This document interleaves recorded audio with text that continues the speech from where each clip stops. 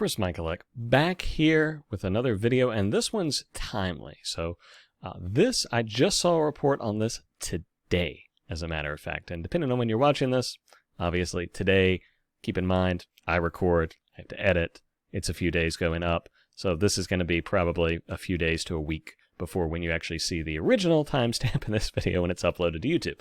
But what I saw with this article kind of surprised me. So the FBI, in an unsealed federal affidavit, and then the Department of Justice put out a press release kind of confirming a bit of this afterward, actually went into private servers. Now, these are exposed to the internet, because what this is they went into private servers to try to clean up that massive Microsoft Exchange hack that took place over the last few months, mostly driven originally, before other hackers piled in, by what we suspect is one of the Chinese government's hacking groups. Hafnium is the name, in case you were wondering. But what happened is these servers were vulnerable. If you're running your own Microsoft Exchange email server in your organization, you were vulnerable here.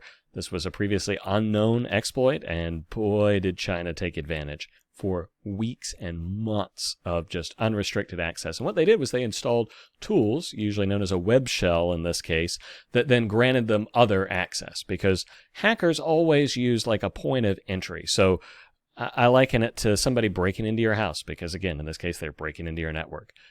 It would be like if you left a door, unlocked. Okay, well, they got in, or they picked the lock, even if you locked it, and they got into the house. Well, they don't care about the door, right? They care about the entry, and then while they're there, they're going to take other things. And in this case, hackers will often, gain access to a single account or gain access to a single system and use that then to what we call escalate their privilege and install other tools, whether those are advanced persistent tools or what have you.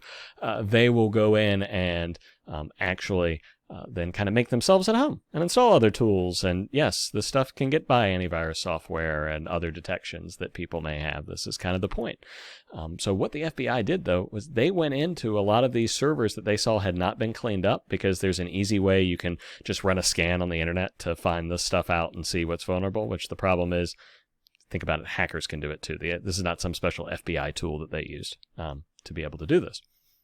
So the FBI went in and just cleaned up this web shell that was left by Hafnium. So like if other hackers had gotten in the meantime, other stuff was installed, doesn't mean the network's clean. It just means that they didn't want this particular vulnerability still out there. They wanted to clean it up. So they'd remove it, presumably apply a patch or something.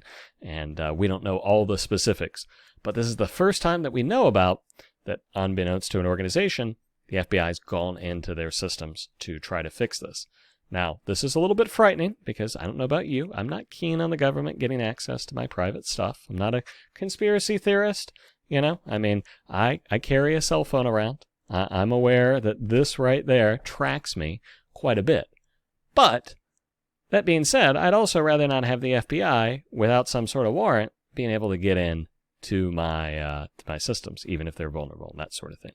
The FBI before has reached out to organizations and said, hey, you need to clean this up, we can help you, but this is totally different. Question is, does this become kind of a new norm thing?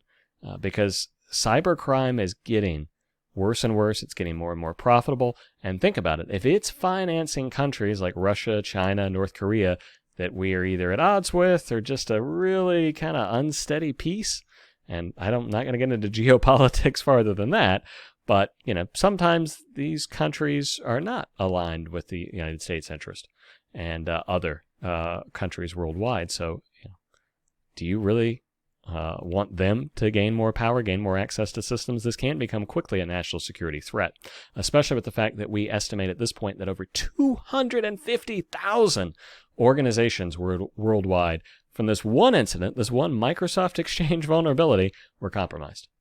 250,000. So it's something we're going to keep an eye on, but the best advice I can give you is keep things patched. Keep up to date. Designate somebody on your team there, IT team internally, to be kind of your cybersecurity czar, the champion, right?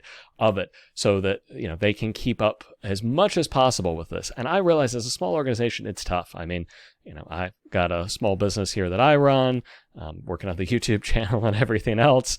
My time, it's tough to keep up with everything. And I can't keep up with absolutely everything. So what I have to rely on is some tools and other things that I put in place to protect me, and that, me following those best practices is going to, if not eliminate my risk, certainly drastically reduce it. So a reminder that if you're looking kind of where to get started on these sorts of things, don't forget to check out my 2 videos on the one thing that you need for cybersecurity, the one biggest thing, and it's free. And then the part 2 companion piece to that, where I mentioned 3 other things that are just essentials for any organization. Doesn't matter who you are, the things that you're going to need in your small organization. And as a business leader, you're going to want to deploy those as soon as possible. Hopefully you've already got at least a few of those that are on the list. Well, guys, that's all I got to say about this. Any new information that's actually interesting and not just technical blah blah that comes out, I'll be sure to do another video on it. We'll talk about it.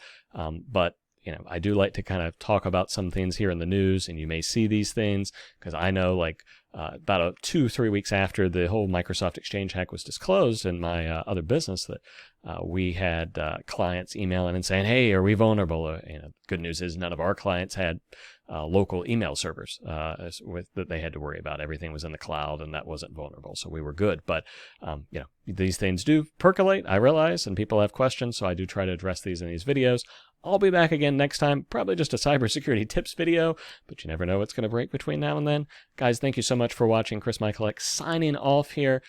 Don't forget, you can leave a suggestion, comment right down below. You got a question, something you want to see covered in a future video, let me know. I love to get those things. Trust me, makes my life a lot easier. I'm not just having to think of something in my mind and hope that it's something people find interesting. Your questions let me know that, yeah, okay, this is definitely something I need to cover, and this is something that's not clear and people want to know more about. And also, if you like the video, like and subscribe, and hit the bell icon, go to all, so that way you'll be notified next time I put up a video. They could be timely like this one, so that's something you'll want to do. Guys, thank you again so much for taking some time out of your busy day to watch. I'll see you guys again in the next video.